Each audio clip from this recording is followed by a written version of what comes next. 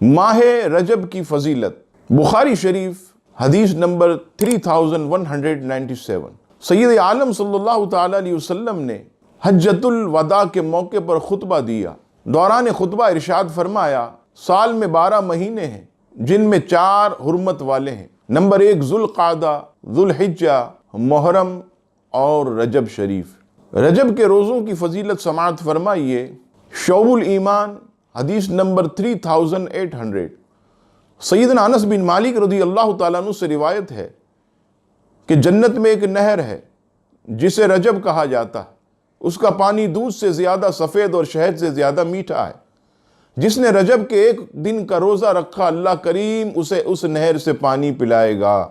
رجب شریف میں استغفار بھی بہت زیادہ کرنی چاہیے، چنانچہ مسند الفردوس حدیث نمبر 247۔